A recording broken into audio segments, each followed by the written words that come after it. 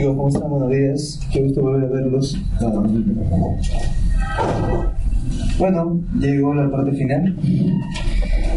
Estamos en la última semana ya del examen. Imagino cómo te debes estar sintiendo. Sí, es horrible, lo sé. Nada, esta última semana obviamente no es para que hagas lo que no has hecho en el primer año de medicina, es obvio, ¿no? Simplemente es darte lo que probablemente venga. Así no entiendan, por favor, ¿ya? O sea, si una pregunta es esto, decimos que es esto, pero doctor, en el Nelson dice esto, oye, solamente aprende, ¿ya? O sea, solamente aprende y ya está. O sea, ya no busques la quinta pata al gato, por favor, ¿ya? Por favor, ¿ya? Listo. Vamos a comenzar entonces. Hoy día con las fijas de pediatría y neonatología. Van a ser 8 horas. Que imagino que debe ser un poquito menos. Pero de todas maneras, he puesto 600 preguntas. Nada más. Ya no sabía dónde más sacar preguntas.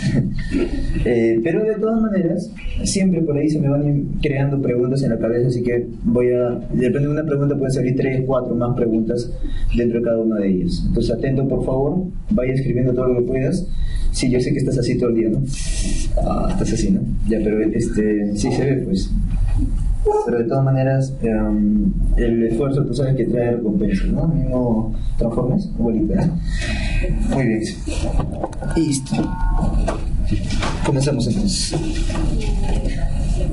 Entonces vamos a comenzar primero con neonatología y pediatría luego, ¿ya?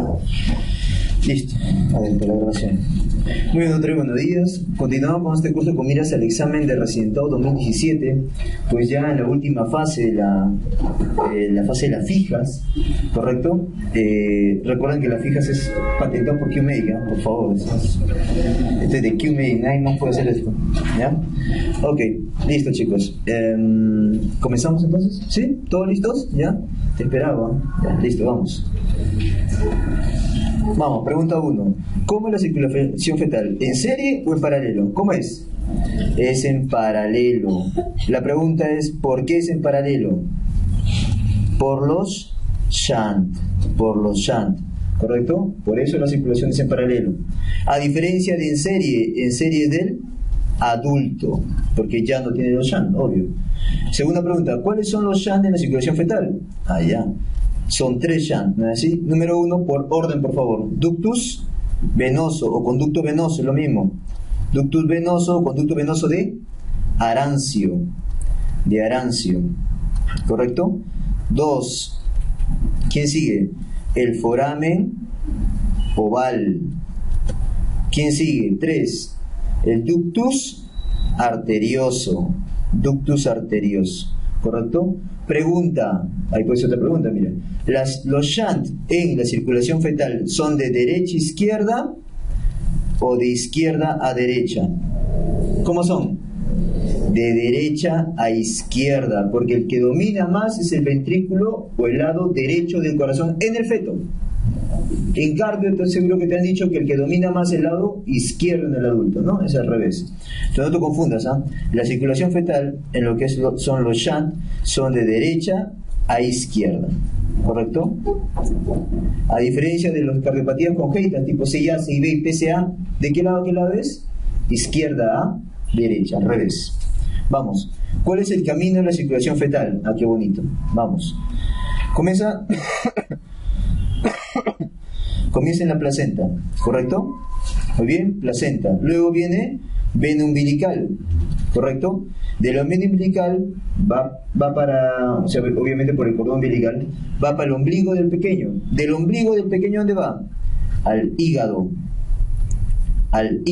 O sea, el primer órgano que recibe la sangre más oxigenada del cuerpo fetal es el hígado, ¿correcto?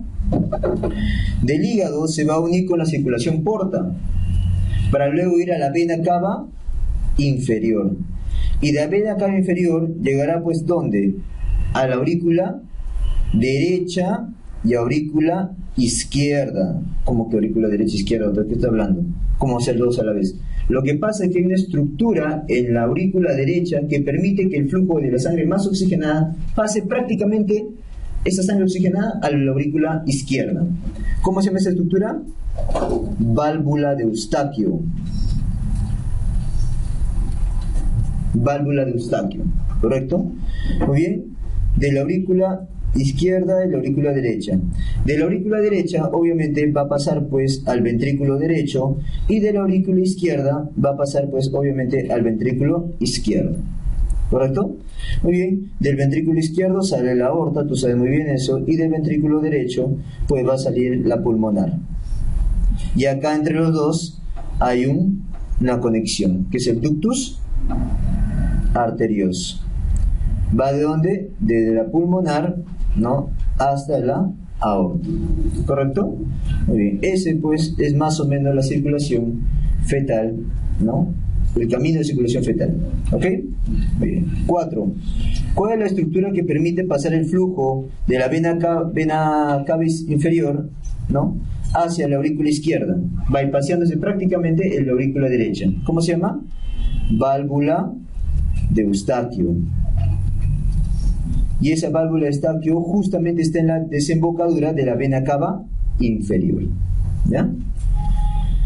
5. ¿De dónde derivan las células antigénicas? No, corrige ahí. Angiogénicas debe decir. Angiogénicas, que forman el sistema cardiovascular. ¿De dónde derivan? Del saco vitelino,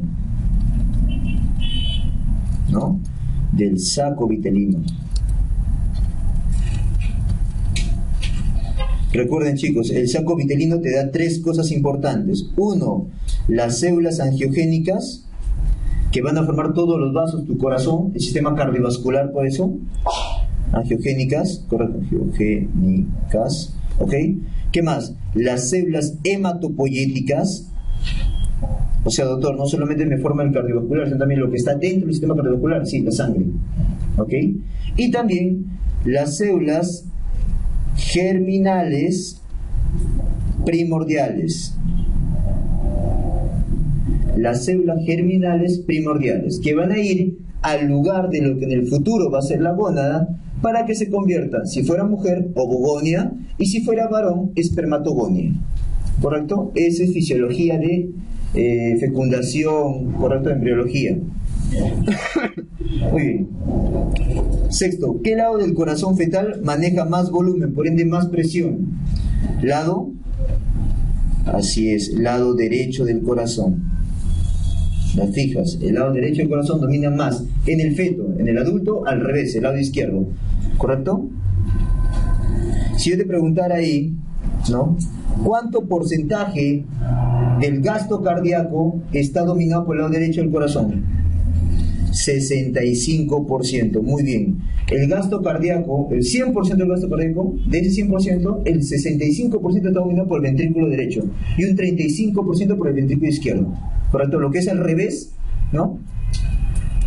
Lo que es al revés en el adulto, ¿ok? Muy bien.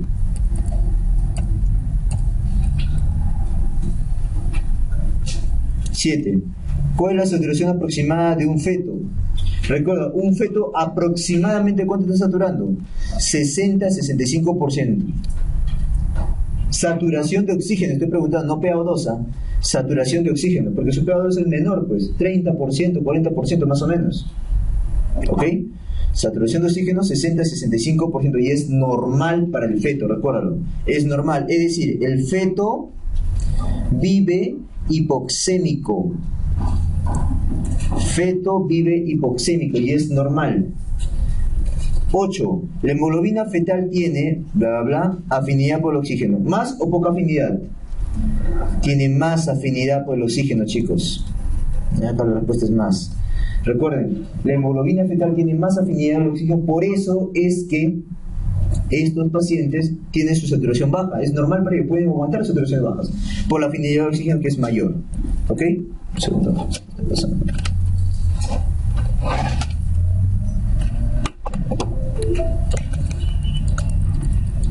Muy bien. 9. El feto tiene, bla, bla, bla, consumo de oxígeno frente al extrauterino. ¿Tiene más o menor consumo de oxígeno? Tiene menos consumo de oxígeno, ¿correcto? El feto tiene menos consumo, por eso es que ellos pueden aguantar saturaciones bajas. No hay problema. 10. La circulación fetal da, bla, bla, bla, flujo de sangre oxigenada a órganos vitales. ¿Da menos o mayor sangre? Da más flujo a órganos vitales. Doctor, ¿qué órganos vitales? 3 órganos vitales. Por orden: cerebro, corazón y glándula suprarrenal.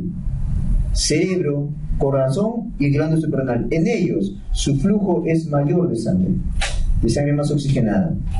Estas 3 últimas preguntas, chicos, son pues la razón de por qué el feto puede vivir hipoxémico, porque tiene mayor afinidad de oxígeno a su hemoglobina, hemoglobina fetal, recordarlo, y que el feto tiene menor consumo de oxígeno y pues 3, que sabe redistribuir su flujo de sangre. 11. ¿Cuál es el órgano más oxigenado del feto? Por orden, chicos. Número 1, ¿quién es? Hígado. Hígado, primer órgano más oxigenado del cuerpo porque es el primer órgano que recibe sangre de afuera. 2, por importancia, cerebro. Y 3, miocardio. Es el orden de órganos más oxigenados del cuerpo fetal. ¿Ok? 12. ¿Cuál es el origen embriológico de la tráquea, bronquios y pulmones? ¿Cuál es el origen embriológico? Vamos, chicos, ¿cuál es? Tráquea, bronquios y pulmones. ¿De dónde nace? Del intestino, o sea, el aparato respiratorio. Intestino primitivo anterior. Recuerden, chicos, el intestino primitivo te va a dar 2 sistemas, 2 aparatos: el respiratorio y el digestivo.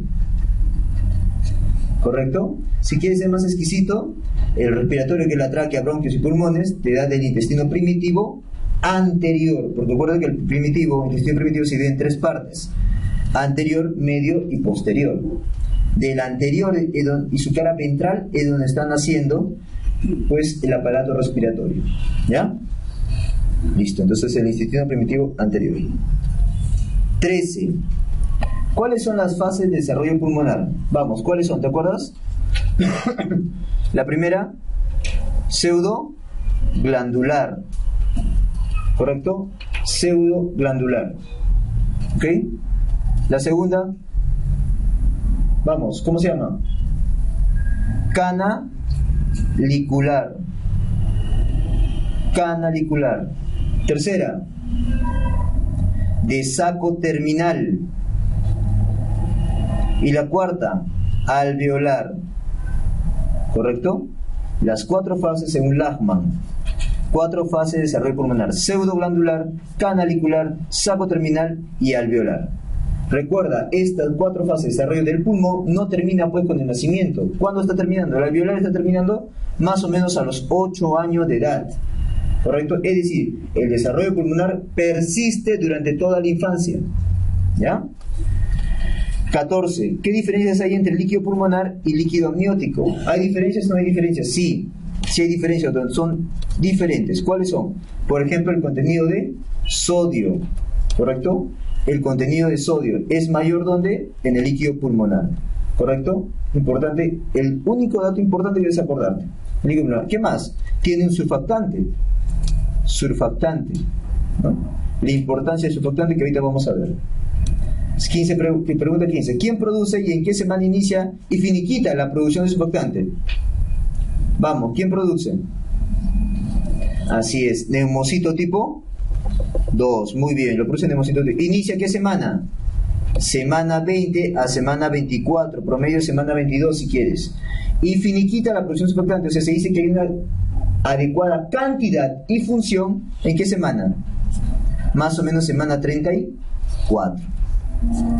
3 datos: producir por neumocito tipo 2, ¿correcto? Semana 20-24 comienza y 34 ya está listo. 16. ¿Cuál es la función del agente tensoactivo o surfactante? Bajar la resistencia superficial.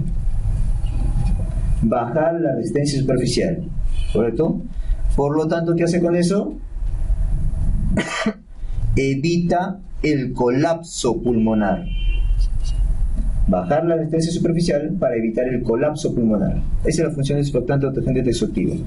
17. ¿A qué semana se da la máxima velocidad de crecimiento en talla y en peso? ¿Correcto? Quedemos con esto, ¿ok? Quedemos con esto, ¿ya? ¿Ok?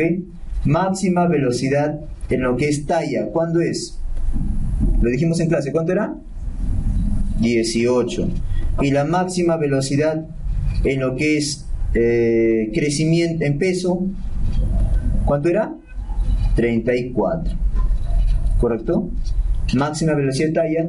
Escuchen, no es que a las 18 semanas ya tiene la talla máxima, no. A las 18 semanas es el momento en el cual creció más en talla.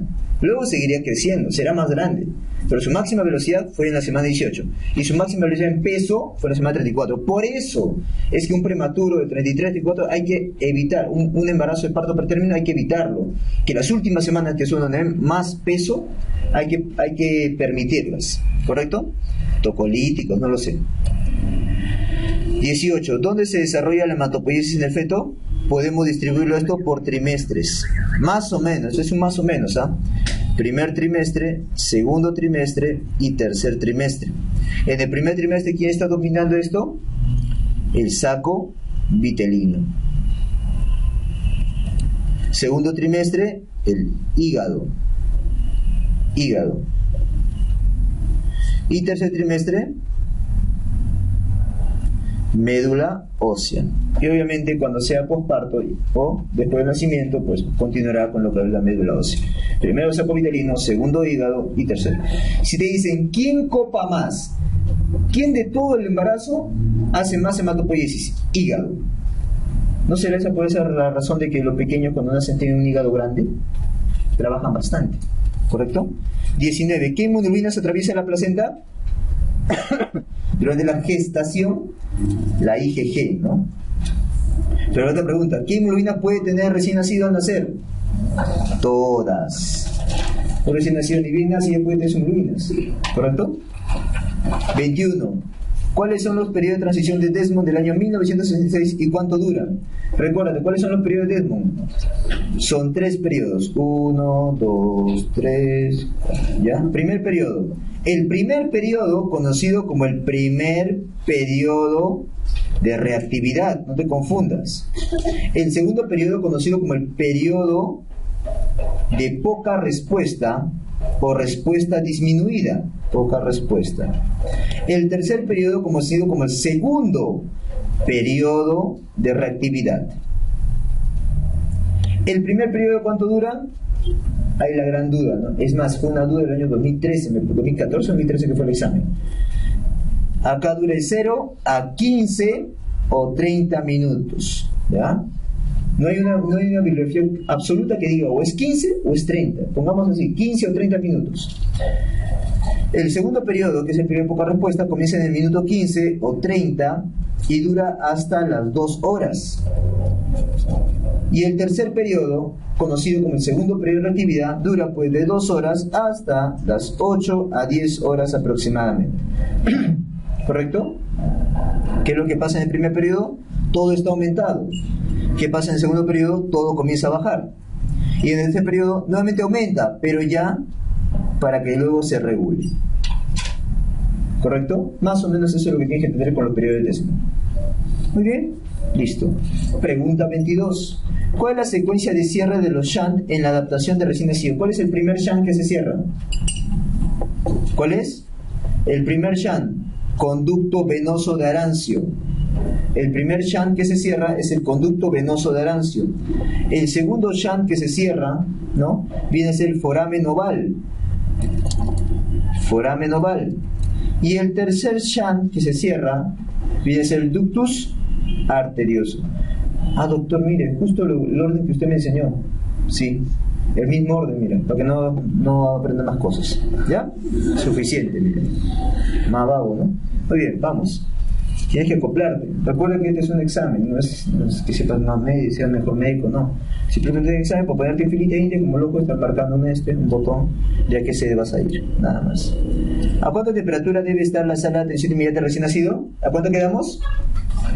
27 a 28 grados Celsius. 27 a 28 grados Celsius es la temperatura que debe estar la sala de partos, o sea, de atención inmediata, ¿no? 24. ¿Cuáles son las 3 cosas que se debe hacer a un recién nacido? ¿Cuáles son, chicos? Vamos. Aspiración, si requiere, solo si requiere. ¿Correcto? ¿Qué más? Secado. Y 3, estimulación. Son las tres cosas que hacemos. Aspiración si se requiere, secado y estimulación. El secado y la estimulación lo hacemos con la toalla precalentada. La aspiración obviamente con el aspirador. 25. Si se aspira a un recién nacido, primero se aspira ¿qué cosa? Y luego ¿qué cosa? Primero la boca. Primero boca y luego la nariz. ¿Correcto? Primero la boca y luego la nariz. ¿Ok? Otra pregunta ahí me sale a la cabeza. Mira, ¿qué pasaría si un lactante tú lo aspiras y no requería aspiración? Nació con 140 de frecuencia cardíaca. ¿Qué va a pasar cuando tú lo aspiras? Baja la frecuencia cardíaca. ¿Por qué? Porque generas un reflejo vasovagal. ¿Y eso que te lleva? Bradicardia. La aspiración, por eso decimos ahí, solo se requiere, porque la aspiración en un paciente que no requería puede llevarlo a bradicardia, ya sea solo en la boca, ya sea en el esófago o ya sea en el estómago. Los tres pueden llevarte a reflejo vasovagal. 26. ¿Qué parte del cuerpo recién nacido sí o sí se tiene que secar? Muy bien, la cabeza. 27. ¿Qué parte del cuerpo recién nacido no debe secarse? ¿Cuáles son? Las manos, porque el chibolo tiene que agarrar, tiene que estar reptando y se sigue del aroma del líquido amniótico, ¿correcto? Se siente en familia. 28. ¿En cuánto tiempo se realiza el clampaje oportuno? Vamos, ya te dije. 2015, ¿qué dice? 30 segundos.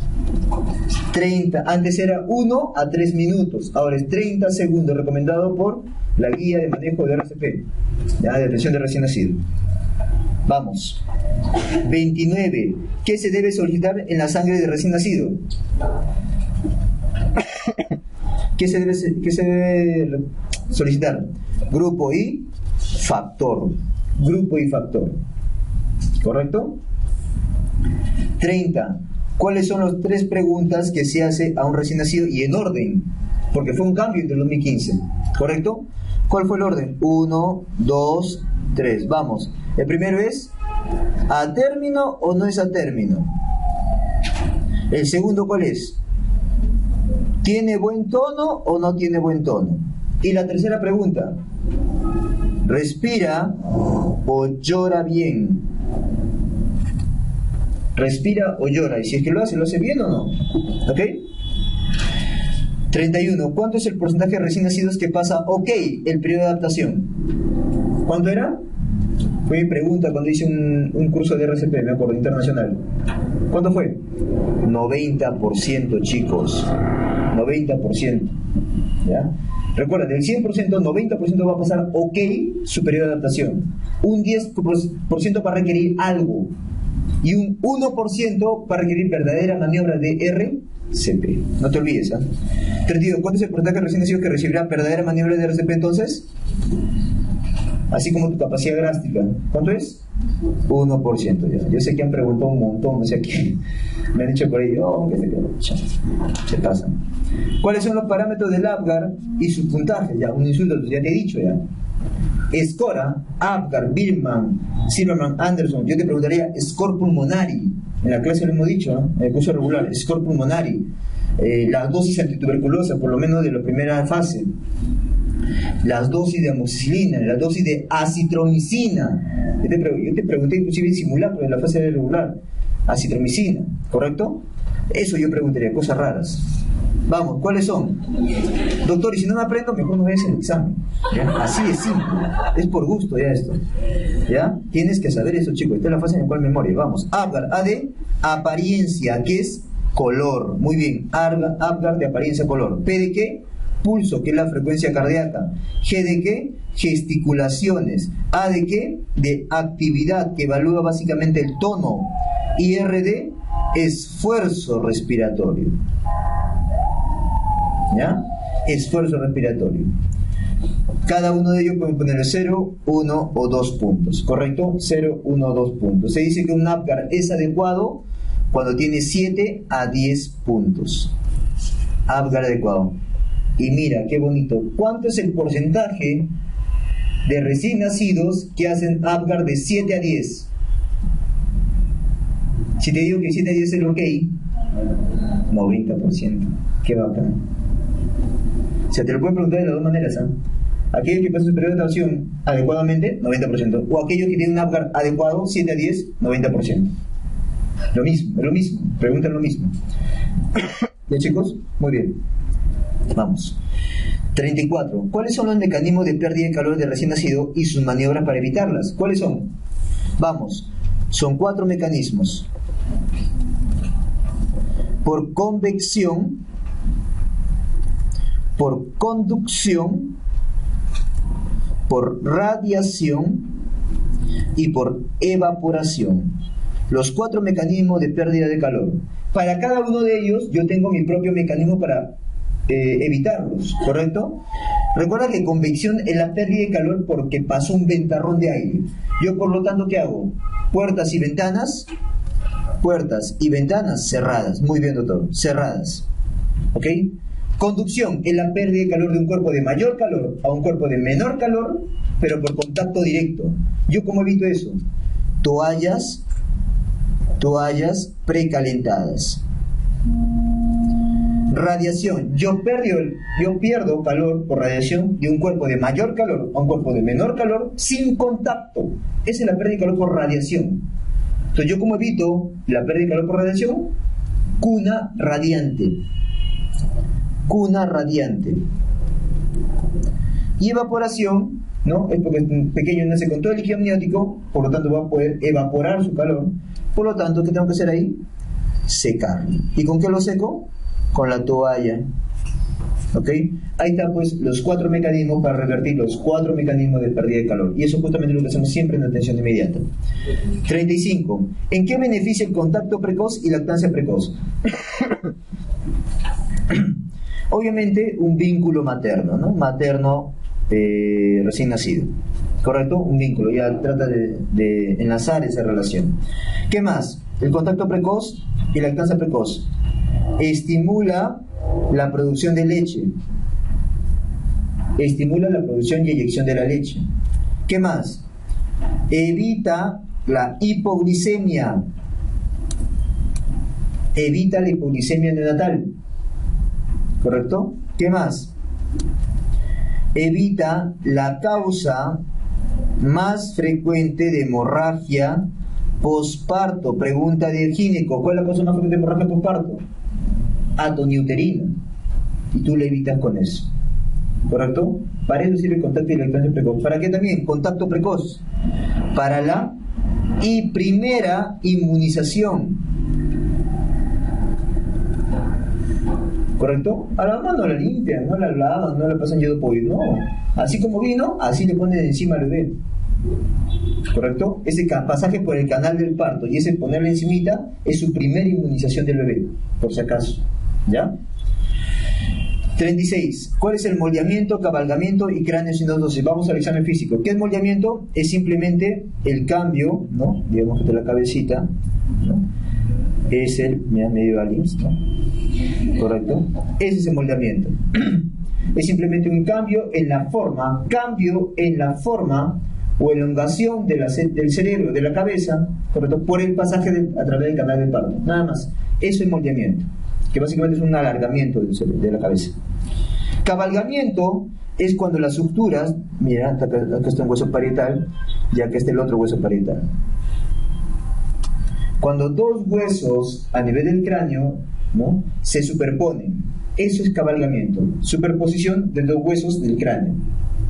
¿Correcto? Doctor, ¿moldeamiento y cabalgamiento es normal? Los dos son normales. Pero obviamente estos tienen que revertir. Más o menos el moldeamiento se corrige al día siguiente. ¿Correcto? Y el cabalgamiento ya pues máximo puede llevarlo hasta la semana, máximo. Doctor, ¿qué pasaría si se queda así? Cerradito la sutura o cerradito la fontanela. ¿Cómo se llama eso? Cráneo-sinostosis. Y eso es lo anormal. La cráneo-sinostosis es lo anormal, que es cierre, por definición, cierre prematuro de suturas y fontanelas. Cierre prematuro de suturas y fontanelas, cráneo-sinostosis. ¿Y cuál es la cráneo-sinostosis más frecuente? Pregunta 37. Escafocefalia. Escafocefalia. Pregunta, doctor, ¿qué será eso? La escafocefalia es pues el cierre de la sutura ¿Qué estructura? Sagital. Es decir, entre los dos huesos parietales, ¿correcto? Cierre prematuro en la sutura sagital o huesos parietales es pues la escafocefalia, ¿correcto? ¿Ok? Muy bien. 38. ¿Cuáles son las diferencias entre un cefalohematoma caput y hematoma subgaleal que nunca antes lo habían preguntado? El año pasado lo preguntaron por primera vez, ¿correcto? Entonces, en mis diapositivas he tenido, pues, obviamente siempre estaba ahí, ¿no? Pero he tenido que incidir más ahora, ¿ok? Vamos. Diferencia entre cefalohematoma, entre el caput sucedáneo y pues acá vamos a poner también al hematoma subgaleal, ¿correcto? Vamos, un cuadrito. Cefalohematoma, ¿qué cosa es? Sangre. El caput, ¿qué es? H2O, es agua. El hematoma subgaleal, obvio, doctor, es sangre, muy bien. El cefalohematoma es una colección. En cambio, el caput, ¿qué es? Es un edema. El hematoma subgaleal, igualito, es una colección. ¿Ya? Muy bien, ahora sí. ¿El cefalohematoma dónde se ubica? El cefalohematoma se ubica entre el periósteo y el hueso. Ahí se ubica el cefalohematoma. El caput se ubica ¿dónde? Tejido celular subcutáneo. Y el hematoma subgaleal, obviamente, debajo de la galea. ¿Ok? Muy bien, por eso no hay nadie que lo evite. Este se discurre por todo el cráneo, ¿correcto? Por toda la cabeza, mejor dicho. Muy bien, el cefalohematoma, ¿dónde es su lugar más frecuente? Sobre el hueso parietal. El caput, su lugar más frecuente, ¿cuál es? Justamente el lugar más frecuente de presentación. ¿Cuál es el lugar más frecuente de presentación? Pregunta el gineco. Vértex. Vértex. ¿Correcto? El hematoma subgaleal, lo más frecuente probablemente sea occipital o parieto occipital. Parieto occipital. En esta zona acá, posterior. ¿Ya? Muy bien. El cefalohematoma, recuerden, ¿pasa o no pasa la línea media? Bueno, la línea de sutura. Respeta la sutura. En cambio, caput no respeta. Y hematoma subgaleal tampoco, no respeta. ¿Ya? Muy bien. ¿Qué más, doctor? El cefalohematoma, ¿cuál es el manejo? Observación. ¿Por qué se resuelve en cuánto tiempo el cefalohematoma? 3 a 6 meses. En cambio, el caput también es observación, pero se tiene que resolver en una, ya pues máximo, ya tirando, 2 semanas. En una semana la gran mayoría se resuelve. ¿Ok?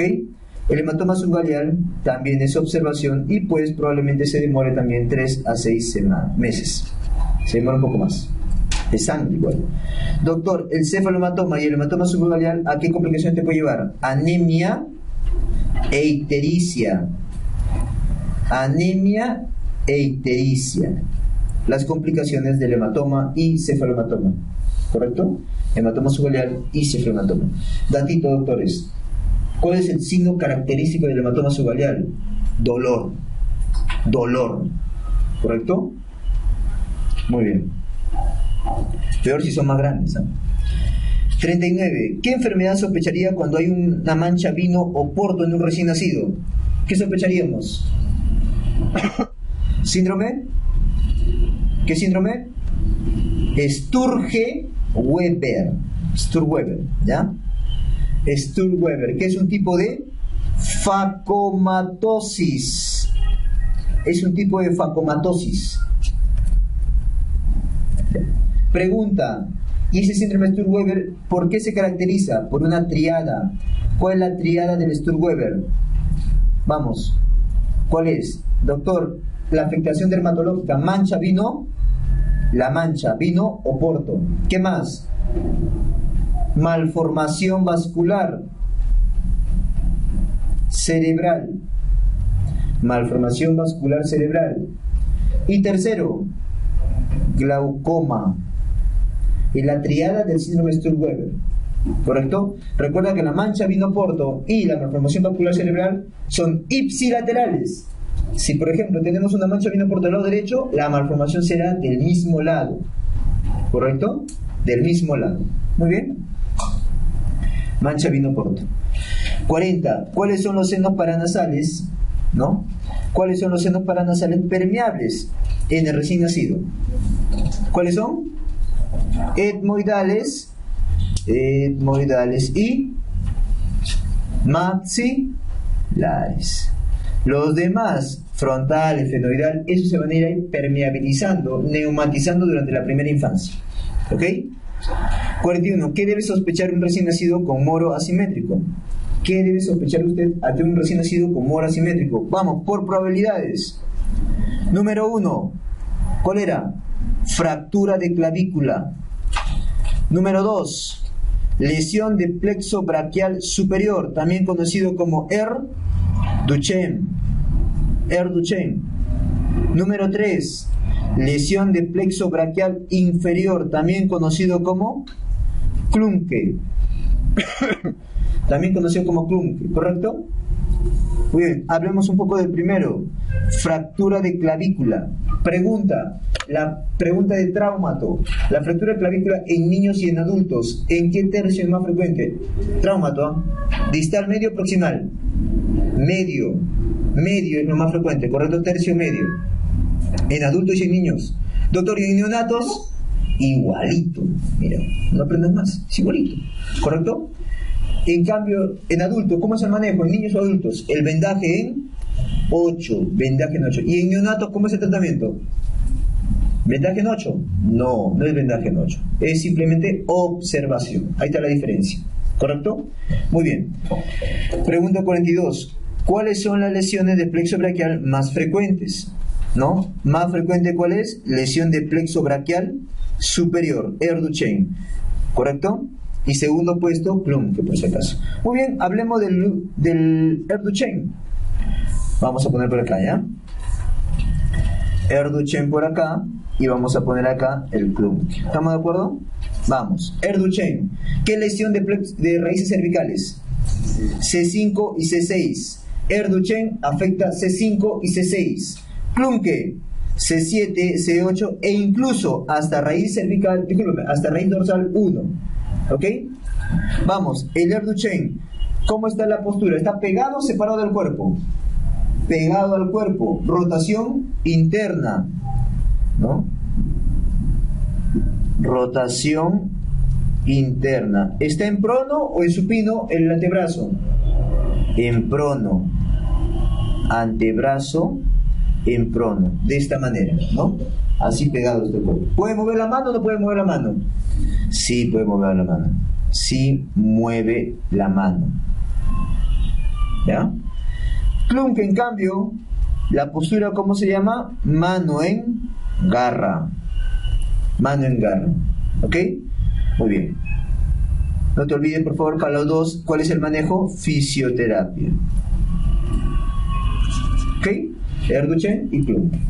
43. ¿Cuándo se deben cerrarse en lo máximo las fontanelas? La fontanela anterior, máximo, ¿cuánto se cierra? 9 a 18 meses, correcto, 9 a 18 meses. ¿Ok? Muy bien. En cambio, la fontanela posterior, ¿cuánto se está cerrando? Al mes o al mes y medio, ¿correcto? Al mes o al mes y medio, es decir, 4 a 6 semanas. La fontanela posterior. ¿Estamos de acuerdo? 44. ¿Qué es la dacroestenosis y cuál es su manejo? Recuerda, la dacroestenosis es estenosis del conducto nasolacrimal. Si te ponen del saco lacrimal, también está bien, no hay problema. ¿Ya? Si te dicen del saco lacrimal, no hay problema, también está bien. Estenosis del conducto nasolacrimal o estenosis del saco lacrimal. Muy bien. ¿Cómo es la clínica? Te van a decir, llora por un ojo. Llora por un solo ojo. ¿Y cuál es el manejo? Antes del año de edad, masaje. Después del año de edad, ¿qué hacemos? Intervención. Recanalización. Con una sonda especial. Recanalización. ¿Correcto? Hasta el año de edad, masaje. Después del año, recanalización. 45. ¿Qué es la dacriocistitis y la dacroadenitis? Recuerda, dacriocistitis es la inflamación e infección del saco lacrimal, del conducto nasolacrimal, ¿correcto?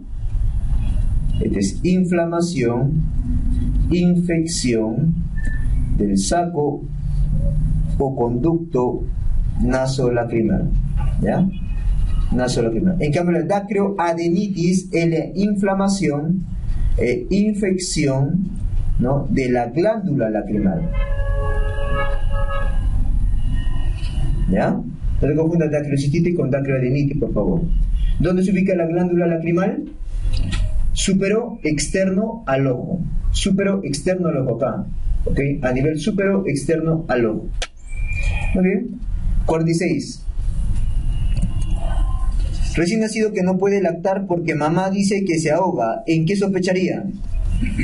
Atresia de Coanas. Atresia de Coanas. ¿Correcto?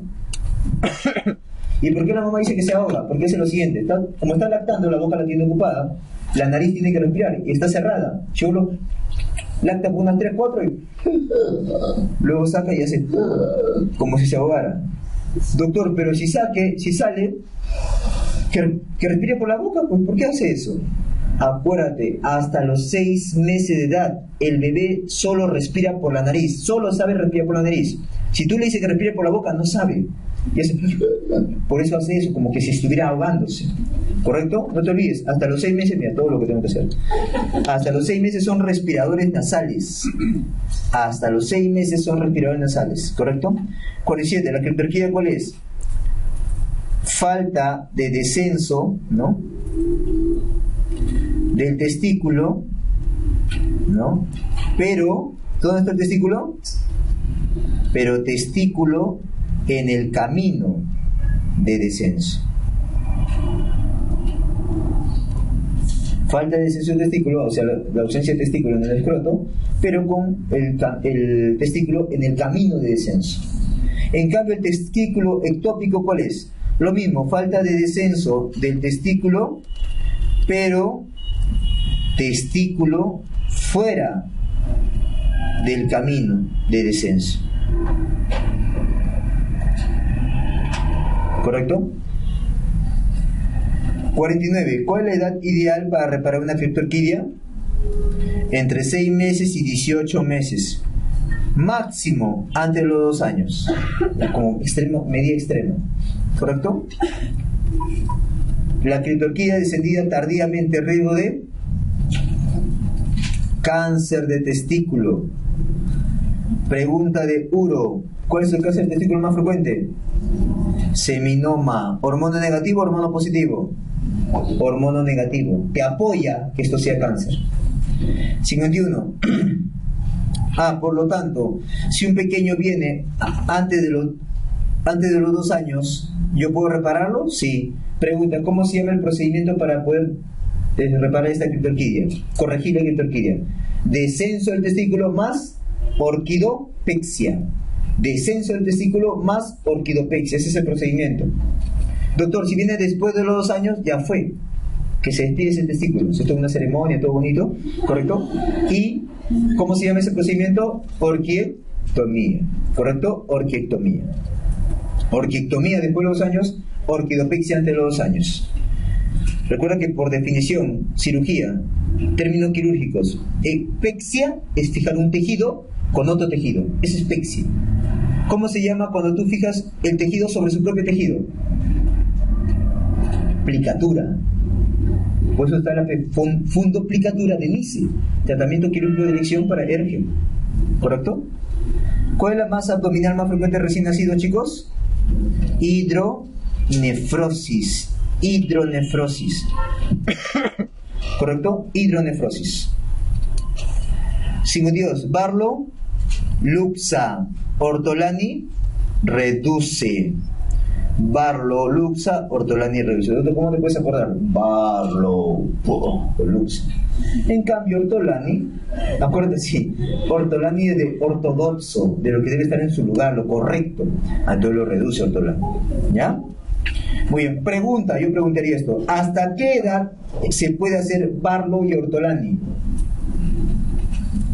2 meses. Hasta los 2 meses se puede hacer Barlow y Ortolani. Después ya es ilógico que me pongas Barlow y Ortolani en el examen físico. ¿Ya? Muy bien. 54. ¿Cuál es la clínica de la luxación congénita de cadera? Aparte del Barlow y Ortolani positivo, ¿qué tiene? Miembro corto, Miembro inferior corto, pequeño. ¿Qué más? ¿Qué más? Asimetría de pliegues. ¿Qué más? Asimetría de glúteos. ¿Correcto? ¿Qué más, doctor? Cuando ya tiene más de un año, pero recuerde que al año ya camina, o tiene más de un año, cojea. ¿Correcto? Cojea. ¿Ya? Ese es pues, otro. Galeazzi positivo. Galeazzi positivo también. ¿Ya? 55. ¿Qué método diagnóstico utilizaría para el diagnóstico de lesión congénita de cadera? Depende de la edad. Antes de los 3 meses, ecografía. Después de los 3 meses, radiografía de cadera. ¿Estamos de acuerdo? 56. ¿Cuál es el manejo de luxación congénita de cadera? Depende. Si es antes de los 6 meses, ¿qué hacemos? Arnés de Pavlik. Si es después de los 6 meses, ¿qué hacemos? Interconsulta traumato para que haga osteotomía. Interconsulta traumato. 57. ¿Cuántos parámetros evalúa Dubois, Ballard y Capurro? Vamos. No, menos de 3 meses. Claro. Para manejo de 6 meses. ¿Ya? Para, chicos, diagnóstico de luxación congénita de cadera, punto de quiebre 3 meses. Antes de los 3 meses, eco. Después de los 3 meses, radiografía. Tratamiento si es 6 meses. Antes de los 6 meses, arnés de Pavlik. Después de los 6 meses, osteotomía, interconsulta de traumato. Cirugía, es decir. Vamos. Pregunta 57. Dubois, Ballard y Capurro. ¿Correcto? El Dubois, ¿cuántos parámetros evalúa? 21 parámetros. Ballard, 12 parámetros. Y Capurro, depende, pues si fuera Capurro tipo A y Capurro tipo B. ¿Correcto? Vamos. Dubois, ¿qué parámetros evalúa? Vamos. Somáticos y neurológicos. Dubois evalúa somáticos y neurológicos. 11 son somáticos y 10 son neurológicos. Ballard, en cambio, también somáticos y neurológicos. ¿Cuántos? 6 somáticos y 6 neurológicos. ¿Estamos de acuerdo? En cambio, el Capurro va a depender si es Capurro tipo A, Capurro tipo B. Pregunta: ¿quién evalúa componente neurológico y somático? Capurro tipo B, somático como neurológico. En cambio, el Capurro tipo A solo evalúa somático. ¿Ya, chicos? Pregunta: ¿cuál es el parámetro, ¿no?, que evalúa el Capurro tipo B? Creo que la siguiente pregunta. Sí. ¿Cuáles de ellos no se evalúa al nacer, sino a las 12 horas? A ver, primero respondamos esto. Los 58. ¿Cuál de lo que hemos mencionado, Dubois, Ballard y Capurro, no se evalúan al nacer, sino a las 12 horas de vida? El Dubois, el Ballard y el Capurro tipo B. ¿Por qué el Dubois, Ballard y Capurro tipo B no puede evaluar ni bien nace? Tengo que esperar por lo menos 12 horas. Porque estos 3 tienen componente neurológico. Y tú sabes que en las primeras 10 a 12 horas de vida se está dando los periodos de adaptación. Entonces sí es lógico que hagas estas pruebas. ¿Ya? Tienes que esperar 12 horas por lo menos. 59. ¿Qué evalúa el Capurro tipo A que no evalúa el Capurro tipo B? Muy bien, ¿qué es eso? La forma del pezón. Parámetro somático que evalúa el Capurro tipo A, que no evalúa el Capurro tipo B. 60. ¿Qué evalúa el Capurro tipo B, que no evalúa el Capurro tipo A? El componente neurológico. ¿Cuál es ese? Así es. ¿Cuál es? Vamos, cabeza caída y te pones tu bufanda. ¿Sí? Te levantas la cabecita y pones la bufanda. Signo, el primero, ¿no? Signo de la cabeza caída, cabeza en gota también le llaman. Y el otro, signo de la bufanda. Signo de la cabeza caída o gota caída y signo de la bufanda. Los dos parámetros justamente que son neurológicos que evalúa el Capurro tipo B, que no evalúa el Capurro tipo A. 61. ¿Qué percentiles se utilizan como límites para definir un recién nacido PEG adecuado o grande para edad gestacional? Primero, ¿cómo se llama esta curva? La curva de Lubchenco. La curva de Lubchenco. Y esta curvita de Lubchenco compara dos cosas, ¿no? Lo que es el peso de nacimiento con la edad gestacional. Para eso planteé acá dos curvas de percentiles, percentil 10 y percentil 90. Si cae por debajo del percentil 10, eso es pequeño para edad gestacional. Si el cruce de la información te cae entre el 10 y el 90, es adecuado para edad gestacional. Y sale más de 90, grande para edad gestacional. La curva de Lubchenco es pues para determinar adecuado, pequeño o grande para edad gestacional. ¿Correcto? Y los límites son pues percentil 10 y percentil 90. 62. ¿Cómo se define un macrosómico? Peso normal, bajo peso, muy bajo peso, extremadamente bajo peso en el recién nacido. Macrosómico, 4 kilos, más de 4 kilos. Peso normal, 2.500 a 4 kilos, ¿no? Bajo peso, menos de 2.500. Muy bajo peso, menos de 1.500. Extremadamente bajo peso, menos de 1 kilo, menos de 1.000. ¿Correcto? Macrosómico más de 4, peso normal 2.500 a 4, bajo peso menos de 2.5, muy bajo peso menos de 1.500 y extremadamente bajo peso menos de 1 kilo. Pregunta, ¿y menos de 500 cómo se llama? Aborto. Menos de 500 es aborto. 63. ¿Cómo se define el posttérmino a término? Posttérmino más de 42 semanas, a término 37 a 42 semanas, el pretérmino menos de 37, no, disculpen, acá dice pretérmino tardío. Pretérmino tardío, ¿cómo se define? 34 a 36.6 séptimas, ¿sí o no? Pretérmino moderado va de 28 a 34. Y prematuro, muy prematuro, menos de 28. ¿Correcto? ¿Ya? Posttérmino con el medio 42, a término 37 a 42, pretérmino 34 a 36.6 o 6 séptimas, pretérmino moderado 28 a 34 y muy prematuro menos de 28. ¿Correcto? Doctor. Extremadamente prematuro. Ahí vamos a ver. Pretérmino tardío, 34 a 37, ¿está bien? Haga corrige, por favor. Lapsus. Acá es 30 y... Caramba, ¿qué pasa? Ya. Menos de 34. Menos de... Ratito.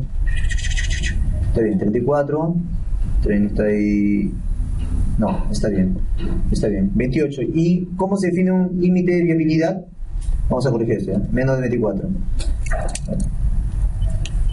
Lapsus. Aquí menos de 34 está bien, menos de 32 y menos de 28. Y menos de 24, límite de viabilidad. Estamos bien, está correcto. Límite de viabilidad, chicos, menos de 24. ¿Ya? 65. ¿Cuál es la profilaxis que se realiza en un recién nacido? Va a depender, pues, doctor. Si es profilaxis ocular, profilaxis de sangrado, ¿qué más? Profilaxis de cordón umbilical y profilaxis de vacunas. ¿Correcto? La profilaxis en un recién nacido son pues profilaxis ocular, de sangrado, de cordón umbilical y de vacunas. ¿Ok? 66. ¿Qué se aplica en la profilaxis ocular y cuándo se aplica? Lo que se aplica, doctores, es antibióticos. Pero si por ahí te preguntaran, ¿cuál es el antibiótico de elección? El que más recomendado, eritromicina. El más recomendado, eritromicina. Pero puedes aplicarlo todo, gentamicina, cipro. Claro, hay cierta resistencia, pero es el que se puede aplicar. E incluso hasta iodopovidona puedes aplicar, ¿correcto? ¿Cuándo se aplica? Partos vaginales. Partos vaginales, ¿correcto? Doctor, pregunta, ¿y el antibiótico o la profilaxis ocular para quién está dirigido? ¿Para gonococo o para clamidia? Gonococo, para gonococo. ¿Ya? La profilaxis ocular está dirigida para gonococo. ¿Ok?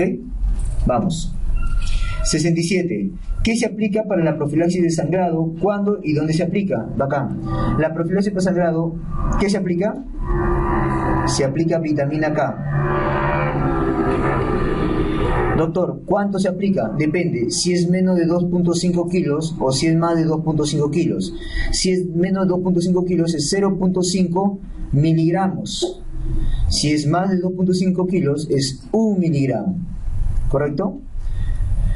¿Y dónde se aplica? Muslo, tercio medio.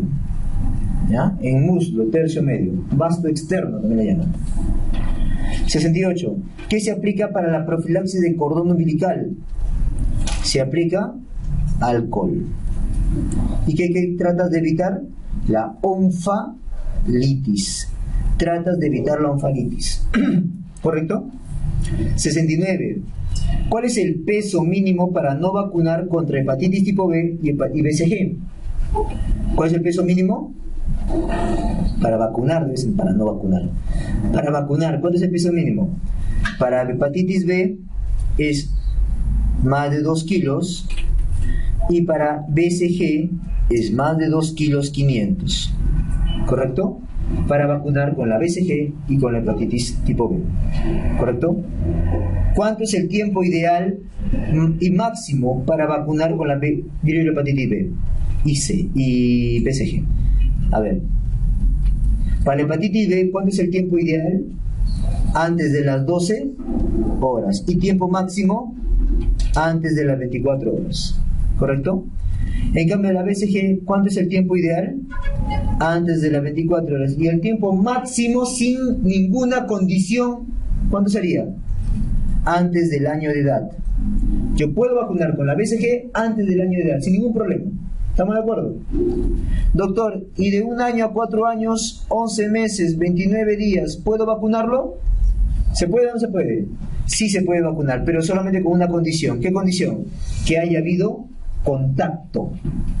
¿Correcto? Y además del contacto, que tienes que vacunar con la BCG, también ¿qué tienes que darle? Gamma globulina para la hepatitis. Discúlpame, gamma globulina. TPI, terapia preventiva condición de SIDA. ¿Estamos de acuerdo, chicos? Muy bien. Si acá vas a darle su vacuna para la BCG, ¿no? Ahí está, más TPI, ¿correcto? No se olviden, ¿ya? Y acá solo, ¿no? Si tuviera contacto. Muy bien.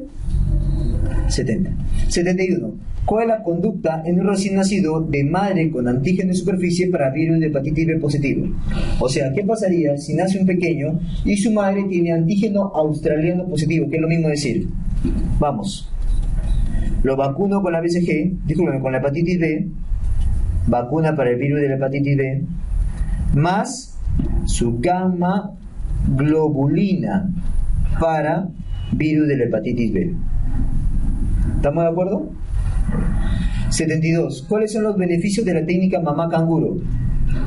Vamos, apúntalo ya. Regula la temperatura. Hace que el neonato regule mejor su temperatura. ¿Ok? 2. Hace que aumente de peso. Mejora el aumento de peso. Como regula mejor su temperatura, va a gastar menos energía. Por lo tanto, tendrá mayor peso. 3.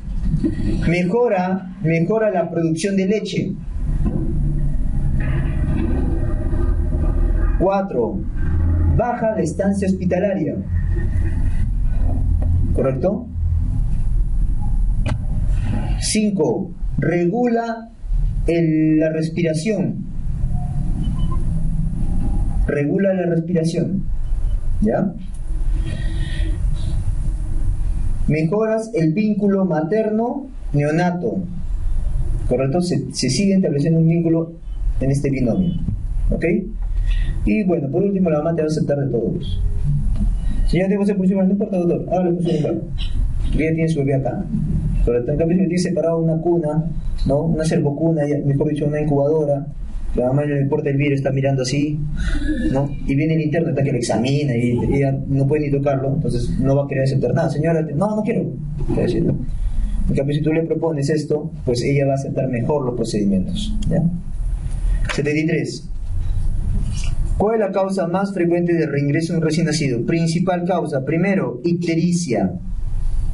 Segundo, deshidratación. Las dos causas más frecuentes de reingreso de un recién nacido: primera, ictericia; segunda, deshidratación. 74. ¿Cuál es la triada de la deshidratación hipernatrémica del recién nacido? Vamos, deshidratación hipernatrémica. ¿Cuál es la triada? 1. Fiebre.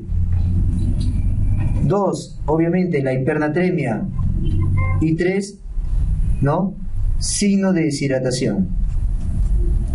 Hipernatremia, deshidratación y fiebre, la triada de la deshidratación hipernatrémica, así se le llama. Es un término no nuevo, bueno, ya hace algunos años, muchos años, pero que antes a estos pacientes lo catalogaban como una sepsis por la fiebre. Y no, pues, ¿a qué se debe la fiebre de este paciente? A la hipernatremia. ¿Ya? 75. ¿Para qué sirven las evaluaciones siguientes en el alojamiento conjunto? Para detectar anomalías o enfermedades, ¿no?, que pasaron desapercibidos en la primera evaluación. Para eso sirven las evaluaciones siguientes, es todo un trabajo. Evaluaciones siguientes de recién nacido es pasar visita 1 o 2 veces al día, por 2 veces al día por lo menos, ¿ok?, en alojamiento conjunto. 76. ¿Cuáles son los parámetros de la pérdida de peso de recién nacido? Tiempo de pérdida, porcentaje y tiempo de recuperación, ¿correcto? Vamos, tiempo de pérdida. Normal, patológico. ¿Ya? Vamos, ¿cuánto es el tiempo de pérdida normal? Antes de los 5 días. El tiempo de pérdida normal es que pierda peso durante los primeros 5 días de vida. Si sigue perdiendo más, patológico. ¿Qué más? Porcentaje. 7 a 10% de peso es el máximo que debe bajar. ¿Correcto? Y tiempo de recuperación, 1 a 2 semanas. Va a depender. Cuanto sea más a término, a la semana ya está recuperando. Cuando sea más pretérmino, a las 2 semanas se está recuperando. Es decir, lo patológico es que sea más de 5, más de 10% y más de 2 semanas de recuperación. Esto es patológico. Doctor, y acá, en esto que yo identifico como patológico, ¿cuál es la causa más frecuente? Mala lactancia. La causa más frecuente es mala lactancia, mala técnica de lactancia, ¿correcto? 77. Según la Academia Americana de Pediatría, ¿cómo se define asfixia perinatal? pH de cordón menos de 7. pH de cordón menos de 7. Apgar menos de 3 al quinto minuto, ¿correcto? Y por último, clínica de encefalopatía hipóxico-isquémica, ¿correcto? Menos de 7, menos de 3 al quinto minuto para lo que es el Apgar, y clínica de encefalopatía hipóxico-isquémica, trastorno accesorio, convulsiones, agitación, irritabilidad, ¿correcto? Hipertonicidad, etc. ¿Cuál es la triada de la asfixia perinatal? La triada metabólica. ¿Cuál es la triada metabólica? Vamos, la triada metabólica es hipoxemia, hipercapnia y ¿qué más? Acidosis. Hipoxemia, hipercapnia y acidosis es la triada de la asfixia perinatal. 79. ¿Cómo se llama la clasificación de la encefalopatía hipóxico-isquémica y cuántos estadios tiene? ¿Cómo se llama? Sarnat. Sarnat, ¿correcto? ¿Ok? ¿Y tiene cuántos estadios? 3 estadios o 3 fases. Pregunta, ¿para qué me sirve el Sarnat? Otra pregunta puede ser eso. ¿Para qué sirve el Sarnat? Para ver el pronóstico. Pronóstico. A mí me dice cuántos se van a morir, es decir, mortalidad, y cuántos van a quedar con secuelas, minusvalidad. ¿Correcto? Es decir, ¿quién tiene más mortalidad y minusvalidad? ¿1, 2 o 3? 3. Estadio 3 de Sarnat. Tiene más mortalidad y más minusvalidad. ¿Ok? 80. ¿Cuándo se publicó la última versión del RCP neonatal? 2015, no te olvides, por favor. Y comenzamos. 81. ¿No? ¿Cuál es el método para hallar la frecuencia cardíaca de un recién nacido en el manejo del RCP neonatal? ¿No? ¿Cuánto es? Medir la frecuencia cardíaca o cuántos latidos en, ¿no?, 6 segundos. Es medir cuántos latidos hay en 6 segundos para luego multiplicarlo por 10. Así de simple. 82. ¿Cuáles son los eventos en el manejo de RCP neonatal? Ok, vamos. Voy a borrar un poquito esto para aprovechar este espacio, ¿ya? ¿Cuáles son los eventos en el RCP neonatal? Muy bien. Primero, las 3 preguntas. ¿Cuáles eran las 3 preguntas? Vamos, chicos, ¿cuál era? Primero, a término. Segundo, ¿Tiene buen tono o no tiene buen tono? Y tercero, llora o respira bien. Doctor, si todas las preguntas son sí, también es el 90% de los casos. Pero si alguna es no, basta que una sea no, se activa el RCP neonatal. ¿Ok? Muy bien. ¿Y cuál es lo primero que tenemos que hacer acá? Aspirado, si es que requiere, secado y estimulación. Aspirado si es que requiere, secado y estimulación. O sea, mis maniobras regulares. ¿Ok? Lo normal. A los 30 segundos te tienen que decir cuánto de frecuencia cardíaca tiene. ¿Está a menos de 100 o no está a menos de 100? Doctor, sí está a menos de 100. Chuma, si está a menos de 100, ¿qué hago ahí? BPP más monitorización de oxígeno, o sea, de la saturación de oxígeno. Pregunta, ¿esa monitorización de saturación de oxígeno haces preductal o postductal? Preductal. Mano, muñeca derecha o izquierda. Derecha. Mano, muñeca derecha. Preductal. Es la monitorización de saturación de oxígeno. ¿Ok? Pregunta, ¿el BPP con qué lo haces? Con la bolsa, válvula, mascarilla. No me digas ampú. Todo el dispositivo se llama bolsa, válvula, mascarilla. Así se llama. ¿Ok? Muy bien, doctor. Bacán. Comienzo a hacer mi BPP. A los 60 segundos, ¿cómo está la frecuencia cardíaca? Frecuencia cardíaca, ¿está menos de 100 o no? Doctor, sí está menos de 100. Chuma. Si está menos de 100, ¿qué hago? Vamos. Mister Sopa. ¿La M de qué? Máscara. No va a decir que la máscara sea pequeña o grande. ¿La R de qué? Reposición de la cabeza. ¿La S de qué? De secreciones. ¿La O de qué? De open mouth, tiene que abrir la boca. ¿La P de qué? De presión, no dice que esté dando despacito. Y la A es de alternativa, ya vaya pensando en una vía alternativa. ¿Ok? Muy bien. Doctor, díseme este sopa. Muy bien, la siguiente pregunta, ¿cuál es? ¿La frecuencia cardíaca cómo está? Frecuencia cardíaca, ¿está menos de 60 o no está menos de 60? Doctor, no está menos de 60, sí está menos de 60. Si está menos de 60, ¿qué hago? Compresiones. ¿Consideras intubar? ¿Y qué más?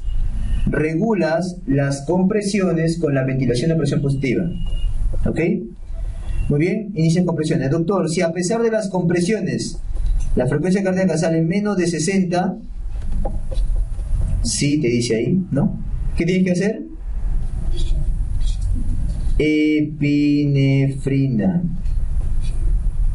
¿Correcto? Más o menos esa es la secuencia pues, de manejo de RCP neonatal. ¿Correcto, chicos? Muy bien, no olvidarse por favor eso. 83. ¿Cuánto es la saturación normal de recién nacido al minuto y a los 10 minutos? Ya, acá al costado. Justamente para recordar eso de la monitorización de oxígeno. Recuerda que es preductal, es decir, mano o muñeca derecha. ¿Ya? Mano, muñeca derecha, preductal. Muy bien, ahí se mide la saturación de oxígeno.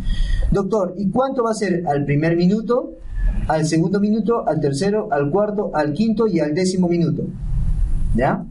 Al primer minuto 60-65%. Le va sumando 5 en 5. 65 a 70. 70 a 75. 75 a 80. 80 a 85. Y cuando llega al minuto 10, más o menos va de 85 a 95. ¿Correcto? Entonces te pregunta, te lo pregunté en los simulacros, ¿cuánto, a qué minuto más o menos es el momento en el cual la saturación del neonato iguala más o menos a la saturación de un adulto? Minuto 10. ¿Y cuánta saturación tiene al primer minuto? La misma que tiene cuando era neonato, 60-65%. Disculpa, cuando era feto. ¿Ok? Listo. 84. En el RCP neonatal, si después de las maniobras iniciales no respira o tiene una frecuencia cardíaca menos de 100, ¿qué se debe realizar? Vamos, esto para que lo llenes. BPP más y monitorización de la saturación de oxígeno. ¿Correcto? Pregunta. Si a ti te ponen así, te pongo dos claves. Una clave BPP y la otra clave monitorización de la saturación de oxígeno. ¿Cuál vas a marcar? BPP, pues. BPP. Sabes que las dos se deben hacer, pero entre las dos, ¿qué vas a marcar? BPP. ¿Ok? La saturación de oxígeno en el manejo de RCP neonatal se mide en la mano y muñeca derecha. Hasta el cansancio, ¿ya? 86. Si a los 60 segundos sigue con frecuencia cardíaca menos de 100, ¿se debe realizar? Así es, Mr. Sopa.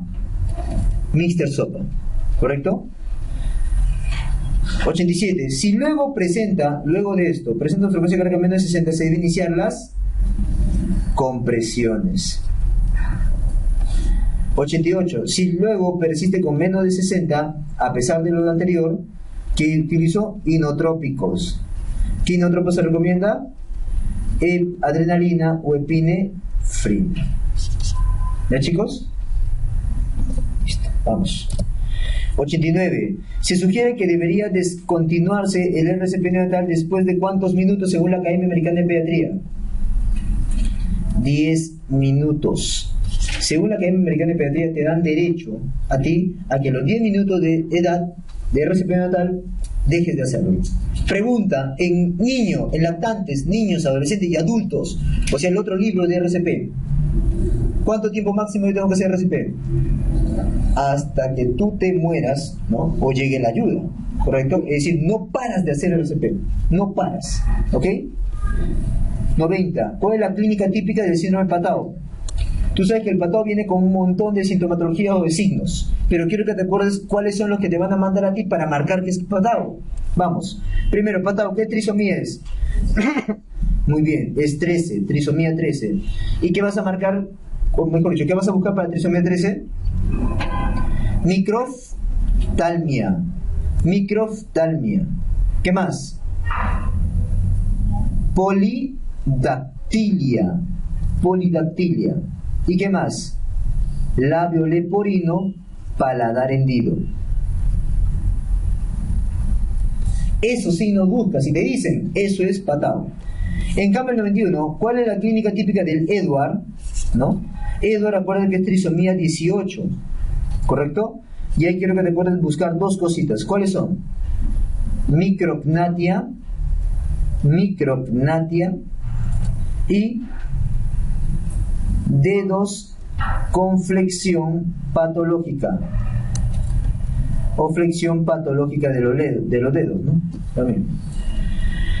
92. ¿Cuál es la clínica típica del Down? Trisomía 21. Vamos, ahí apunta todo lo que te voy a editar, ¿ya? Vamos. ¿Con qué va? Va con retraso mental, va con facies Down, va con implantación baja de orejas, va con hernia umbilical, va con hipotonía, hernia umbilical, mano simiana, en el pie, signo de la sandalia, o sea, el primer y segundo dedo están muy separados, signo de la sandalia en el pie. ¿Qué más? Atresias, recuerda, las atresias me han contado, atresia intestinal y atresia esofágica. Cardiopatías, ¿qué cardiopatía es la más frecuente en Down?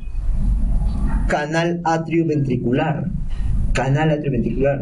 Te lo dije en el curso, ¿no? Hubo una pregunta. No te decían Down, solamente te decían así: cardiopatía más atresia intestinal más atresia esofágica. ¿Qué es eso? Down. Es un Down. ¿Ya, chicos? Muy bien. No se olviden, por favor. Retraso del desarrollo psicomotor también, por la misma hipotonía. ¿Ok? Todo eso, doctores, es clínica de Down. ¿Ya? 93. ¿Cuál es la clínica típica del síndrome de Turner? Vamos, síndrome de Turner. ¿Cómo es el cromotipo? X0, ¿no? X0. Hoy te estoy rodeando en la maternidad Ahí dos Turner ahí. Típico, ¿eh? Justo lo que yo le decía en clase. ¿Qué le dije? ¿Cuál es lo típico en el recién nacido? Es difícil. ¿Cuál es lo típico? El edema. El edema en el Turner de recién nacido es lo típico. Y la pequeña, ¿no? Tiene un tremendo cuello al lado, así. Una jíbata tiene. Tú agarras como si fuera una lonja. ¿Correcto? Muy bien, listo. Entonces, en el recién nacido busca esas dos cosas. Cuello alado y edema. El edema es típico del recién nacido, chicos. Viene una pregunta, ¿ya? Muy bien, doctor, ¿ya cuando crece? Talla corta. Talla corta. Infantilismo sexual. ¿Qué más? Amenorrea, obviamente primaria. ¿Cuál es la causa más frecuente de amenorrea? Pregunta de gineco. Embarazo. Muy bien, sigue, ¿qué más?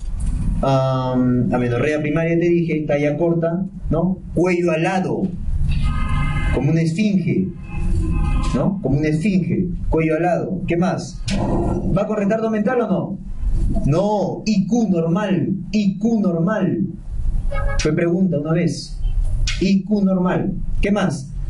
Pezones separados, pezones separados. Infertilidad, infertilidad. ¿Correcto? Muy bien, listo. Vamos con ¿cuál es la clínica típica del Klinefelter? XXY. Vamos. Fenotipo, en el Turner era fenotipo mujer, acá es fenotipo varón. Klinefelter, fenotipo varón. ¿Ya? Hábito eunucoide. Hábito eunucoide, o sea, flaco, alto y brazos y miembros inferiores delgados y largos. Manos largas también, ¿correcto? Muy bien. ¿Qué más? Flaco, alto, ¿correcto? Fenotipo varón, gringuito, ¿no? Muy bien, mentira, no apuntes eso. Muy bien. Sigue, ¿qué más? Infantilismo sexual, ¿correcto? Infantilismo sexual, micropene, ¿ok? Azospermia, ¿correcto? Azospermia, ¿ok? Obviamente infertilidad, por ende, ¿no? Ese pues es el fenotipo de un Klinefelter, ¿ya, chicos? 95. ¿Cuál es la clínica típica del toxoplasmosis en el recién nacido? Vamos, toxoplasmosis, ¿con qué va? La famosa tetrada de Sabin. Tetrada de Sabin. ¿Cuál es la tetrada de Sabin? La conocida como las 4C. Corioretinitis. Corioretinitis. Convulsiones. Convulsiones. ¿Qué más? Macrocefalia. Si no hay macrocefalia, no importa. Hidrocefalia. ¿Ya? Macrocefalia o hidrocefalia. Correcto. Y la última C es de calcificaciones. ¿De qué tipo? ¿Intraparenquimales o periventriculares? Intraparenquimales. ¿Correcto? Intraparenquimales. Esa fue la tetrada de Sabin. Corioretinitis, convulsiones, calcificaciones intraparenquimales y la macrocefalia o hidrocefalia. Las 4C de la tetrada de Sabin. 96. ¿Cuál es la clínica típica de la sífilis congénita? Vamos, sífilis congénita. ¿Va con qué? Rinitis hemorrágica o cero hemorrágica también si quieres. Pénfigo palmoplantar. Doctor dice pápula, no dice pénfigo, es lo mismo, ¿ya? Tómalo como sinónimo. Pénfigo, pápula, ¿qué te pueden decir? Lesiones en la palma y en el plan de los pies. ¿Qué más? ¿Recuerda que este afecta el hueso o no afecta el hueso? Sí afecta el hueso. ¿Y qué hace? Periostitis. Periostitis. Osteocondritis. La afectación ósea del sífilis congénita es periostitis y osteocondritis. ¿Correcto? Muy bien, ¿qué más, doctor? Cuando ya es grande, ya no se ve esto, ¿no? Pero por historia, cuando ya es grande el pequeño, puede hacer unos signos. Me gustaría que te acuerdas dos. Dientes en tonel y hueso en sable, como si fuera una espada. Hueso en sable, dientes en tonel. ¿Ya? 97. ¿Cuál es la clínica típica de la rubiola congénita? Acá, ¿qué tenemos que acordarnos? La tetrada de Gregg. La tetrada de Gregg. ¿Qué incluye la tetrada de Gregg? 4 cosas, doctor. Ya, está bien, pero ¿cuáles? Pues? Microcefalia. Microcefalia. 2. Sordera. ¿Qué tipo? ¿Neurosensorial o de transmisión? Neurosensorial. ¿Correcto? ¿Proviene positivo o negativo? Positivo. Weber, lateralizado del oído sano. 3. O sea, sordera neurosensorial. 3, vamos. Catarata. Catarata central. 4. Cardiopatía congénita. 2 puntos. La más frecuente, PCA. ¿Correcto? La tetrada de Gregg. 98. ¿Cuál es la clínica típica del citomegalovirus? Las calcificaciones periventriculares. Eso es lo típico del citomegalovirus. ¿Ya? 99. ¿Cuál es la clínica típica del herpes congénita? Lesiones, ¿no?, vesiculares, extensas en todo el cuerpo. Lesiones vesiculares, o sea, como un herpes labial, como un herpes genital, pero en todo el cuerpo. En todo el cuerpo. Por eso, chicos, el herpes genital activo en la mujer, ¿es contraindicación o no de parto o por cesárea? Es indicación de cesárea, ¿correcto? Contraindicación de parto vaginal, justamente para evitar esto. 100. ¿Cuál es la infección congénita viral más frecuente? Vamos, ¿cuál es? Citomegalovirus. La infección congénita más frecuente es citomegalovirus. 101. ¿Cuál es la causa más frecuente de conjuntivitis neonatal del primer día? ¿Del primer día cuál es, chicos? La química. Conjuntivitis química. ¿Por qué? Por nitrato de plata, que ya no se utiliza. ¿Correcto? Nitrato de plata. 102. ¿Cuál es la causa de la conjuntivitis neonatal de la primera semana? ¿De la primera semana cuál es? Gonococo. También conocida como la hiperaguda. También conocida como la horrible, la fea. ¿Por qué, doctor? Porque tiene tremendo edema, gran secreción purulenta. Te presenta una conjuntivitis neonatal, purulento, así, purulento evidente, gran edema, gran compromiso, eso es gonococo. Si te dicen de la primera semana, día 2 a día 7, peor, es gonococo. ¿Ok? 103. ¿Cuál es la causa de la conjuntivitis neonatal de la segunda semana? Eso es por la causa más frecuente, que es clamidia. Y esta, si gonococo era purulenta, clamidia es mucoide, menos fuerte, menos intensa, no hace tanto edema. ¿Ya? Este es más mucoide. Si le dice mucopurulento, ya también, pero es mucoide. ¿Ok? Muy bien. ¿Cuál es el más frecuente, chicos? Primer puesto clamidia y segundo puesto gonococo. Porque justamente, pregunta de químico, ¿cuál es la causa más frecuente de cervicitis mucopurulenta? ¿Cuál es la causa más frecuente de EPI? ¿Cuál es la causa más frecuente de la perihepatitis, el síndrome de Feel-Curtis? Clamidia. ¿Y segundo puesto? Gonococo. ¿Te das cuenta? Y como el chico lo sabe por ahí abajo, se tendrá que infectar en esa frecuencia. Pues. Primero clamidia y segundo gonococo. Mira, ¿para qué tienes que aprender más? Ahí está todo. Muy bien. 104. ¿Cómo es el metabolismo del grupo hemo para formar bilirrubina? Ya comenzando esto con lo que es ictericia. Vamos. El grupo hemo, ¿no? Obviamente la hemoglobina te va a dar el grupo hemo, y este obviamente viene de los eritrocitos, por la hemooxigenasa. Disculpa. Ahí está el grupo hemo. Por la hemooxigenasa, este se convierte en biliverdina. Biliverdina. Gracias a la biliverdina reductasa, actúa acá, a la biliverdina reductasa se convierte en, ahora sí, bilirrubina. ¿Y qué bilirrubina es esta? Indirecta, pues. Indirecta, también llamada no conjugada. Esta bilirrubina indirecta se va a unir ¿a quién? A la albúmina. Entonces hay albúmina más bilirrubina. ¿Y esto va a ir a dónde? Al hígado. ¿A qué parte del hígado? A los sinusoides. hepáticos. Entonces, si agrandamos esto, más o menos es así. Acá está el hepatocito, ¿no? Llega por acá la albúmina con la bilirrubina, por los sinusoides hepáticos, y brinda la bilirrubina.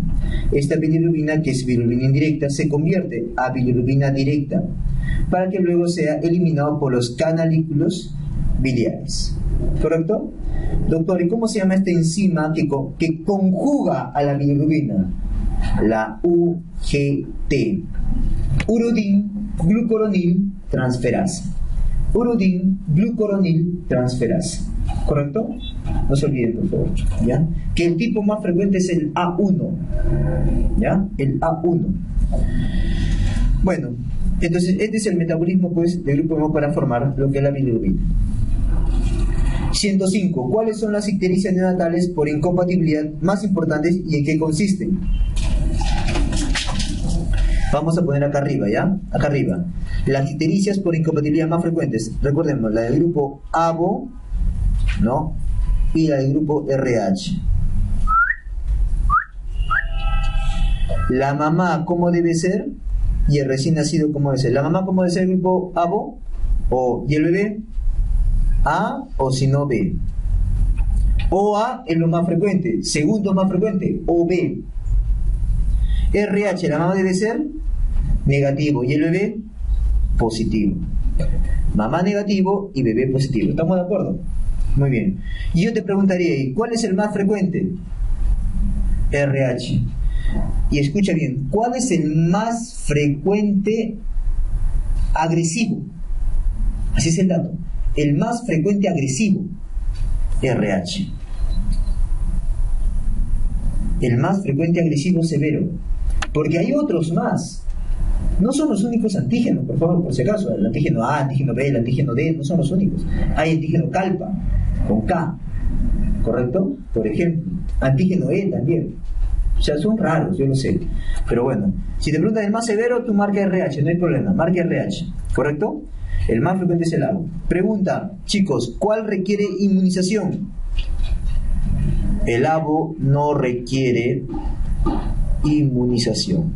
En cambio, el RH sí requiere inmunización. ¿Correcto? Pregunta, si yo voy a transfundir, ¿no?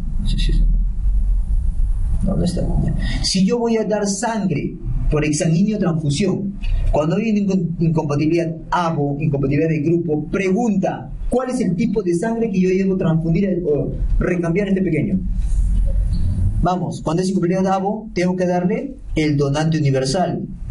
La sangre que yo voy a transfundirle va a ser O, y el RH, doctor, RH del recién nacido. En cambio, cuando sea incompatibilidad RH, ¿qué tipo de sangre le voy a dar? Vas a darle el grupo del recién nacido, pero RH negativo. ¿Ya? Grupo del recién nacido, pero RH negativo. Es el tipo de sangre que tú vas a pasarle cuando tengas que hacer exsanguíneo transfusión, si es que requiere, claro está. ¿Ok? Muy bien, sigue. 106. ¿Cuáles son las características de la ictericia fisiológica del recién nacido?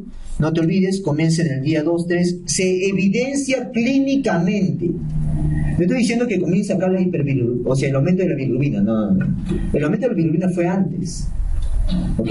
Pero clínicamente aparece en el día 2, día 3 y máximo día 5. Y para fines de examen, chicos, día 7 ya tuvo que haber desaparecido la ictericia fisiológica. Es decir, si a ti te dicen día 8, día 9, día 10 de ictericia, ¿será fisiológica? No, ya no es fisiológica. ¿Ok? Y no te olvides que esta es monosintomática.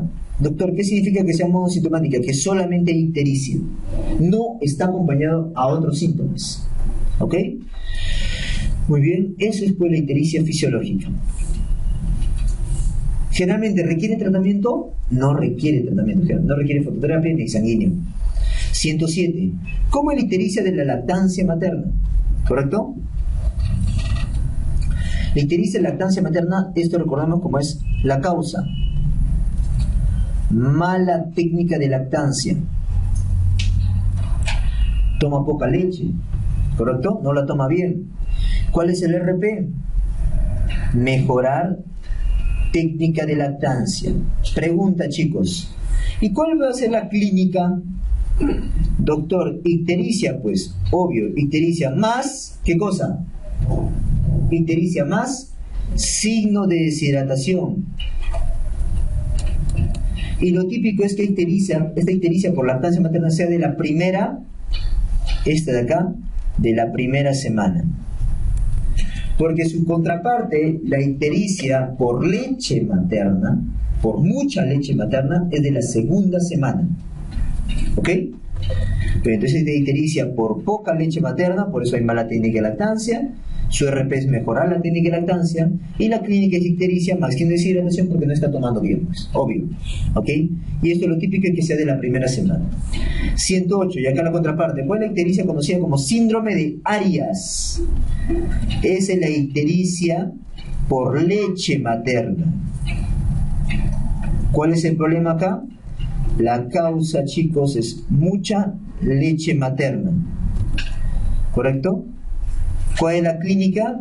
Monosintomático, solo tiene ictericia. Solo tiene ictericia. Porque está tomando bien leche, porque está ganando buen peso. ¿Y cuál es el RP, doctor? Suspender lactancia materna o leche materna. No, leche materna, ¿ok? Por 2 días, ¿no? Y en vez de eso, ¿qué damos?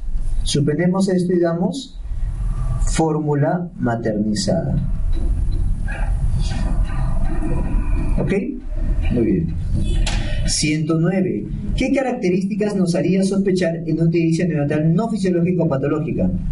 Lo más importante, el aumento agresivo de las bilirrubinas. Eso nos haría sospechar en una ictericia que sea patológica. Por ejemplo, ¿cuánto, doctor? Más de 0.5 miligramos por hora. Si aumenta una bilirrubina más de 0.5 miligramos por hora, eso es patológico.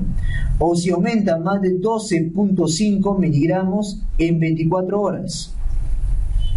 Otra característica de que sea patológica, doctor, del primer día de vida.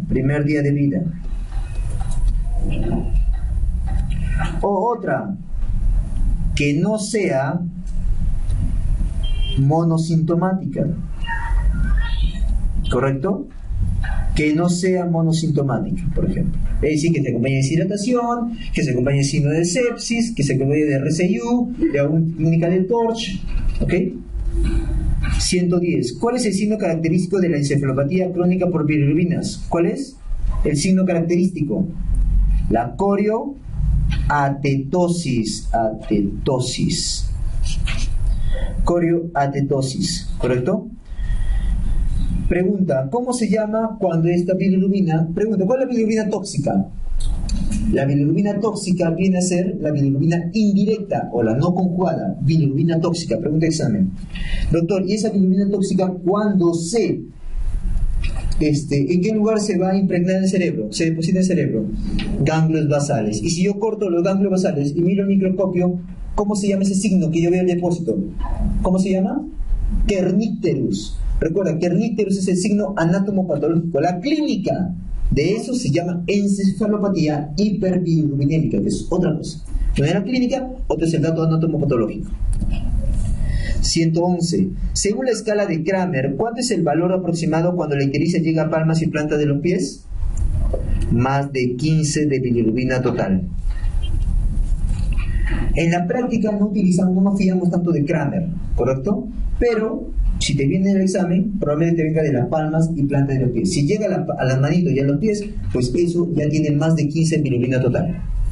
¿Ok? 112. ¿Cuál es la base de tratamiento en la fototerapia? Son 2 la base del tratamiento, ¿no?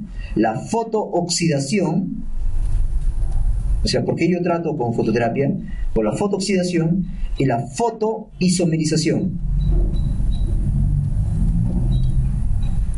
Por esas 2 cosas yo utilizo la fototerapia. Esas 2 vías para poder generar una nueva bilirrubina y que sea más fácilmente excretable. ¿Correcto? Doctor, ¿y cuál de las 2 es la que más funciona? La más importante, la vía más importante.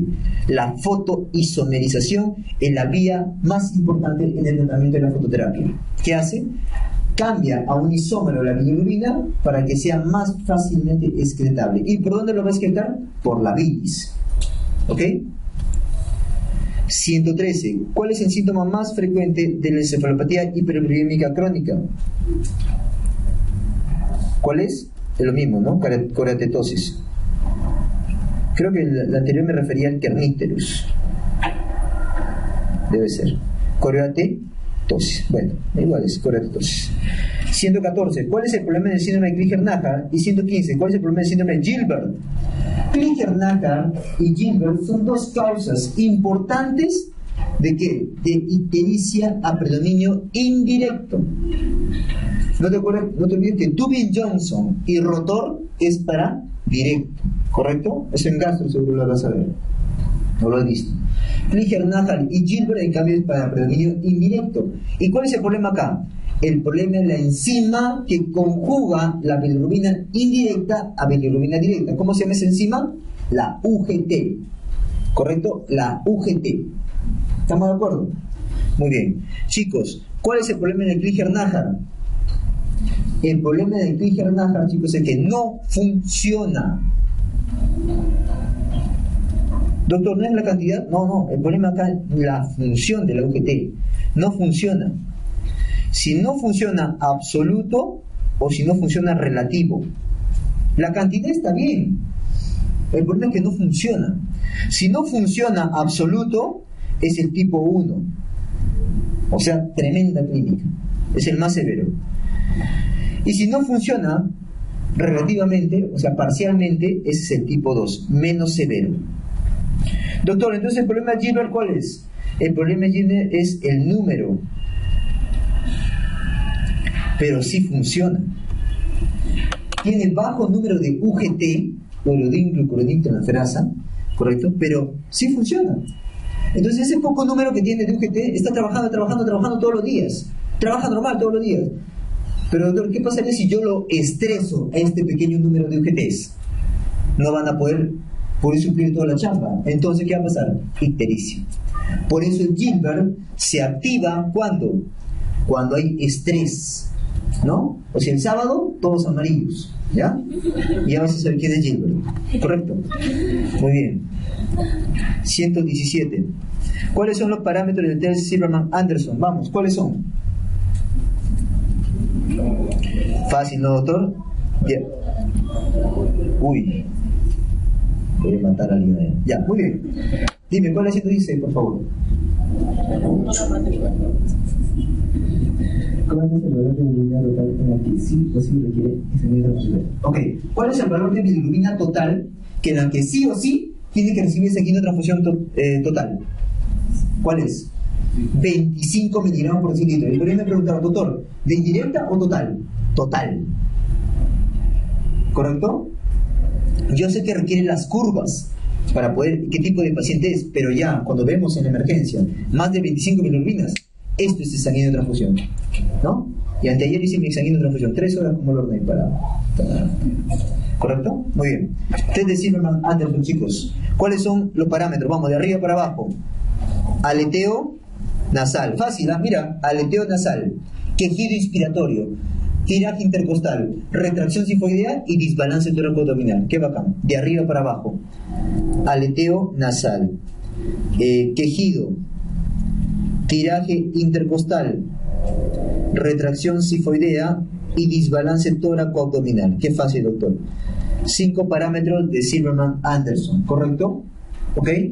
Igualito, 0, 1, 2. Cuando yo digo que es severo, 7, 8, 9 y 10. Digo que la dificultad respiratoria es severa. ¿Ok? 118. ¿Cuál es la causa del distrés respiratorio en el recién nacido menor de 34 semanas? ¿Te acuerdas que te dije? Mira, acá te lo voy a poner así de simple. Chicos, cuando les presenten en el caso clínico, por favor, esto responde todas las preguntas, ¿eh? Recién nacido con dificultad respiratoria, te lo van a presentar. Nace un neonato, para la redundancia, ¿no? Recién nacido con quejido, aleteo, desbalance tóraco-abdominal, respiración rápida. Te van a pintar un recién nacido con dificultad respiratoria. Tú al toque, lo primero que tienes que hacer es determinar la edad gestacional. al toque, ¿qué edad gestacional tiene? ¿Y qué te dije en las clases? Menos de 34, ¿ya? 34 a 42 y mayor de 42.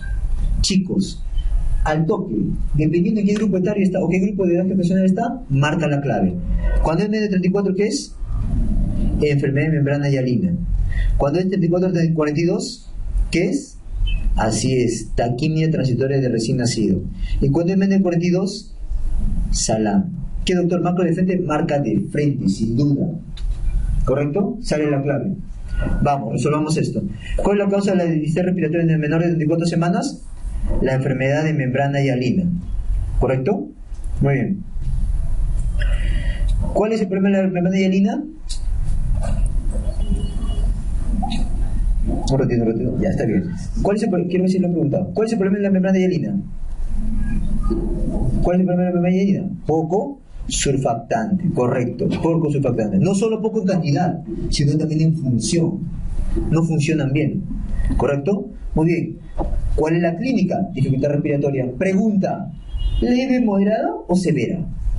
Severa, chicos. Doctor, ¿qué tal no me dicen la edad gestacional? Pero a mí me dicen que el pequeño tuvo una dificultad respiratoria severa. Eso, chicos, es membrana hialina. ¿Correcto? Muy bien. Entonces, por bajo surfactante, en función y el número, y que la clínica es severa. Eso es lo típico de la membrana hialina. ¿Cuál es la causa de distrés respiratorio en el recién nacido de 34 a 42 semanas? Taquimia transitoria de recién nacido. Vamos, ¿cuál es la causa acá? Problema de adaptación. Es un problema de adaptación. Como tiene más líquido pulmonar, tiene que trabajar un poco más para hacer que se absorba. ¿Ok? La clínica puede ser leve a moderada. No llegan a ser severas generalmente. ¿Ya? 120. ¿Cuál es la causa del distrés respiratorio del mayor de 42 semanas? Vamos, ¿cuál es la causa? Salam. ¿Cuál es el problema Salam? Es una aspiración de líquido amniótico. ¿Y la clínica cómo es, doctor? Severo. Severo también.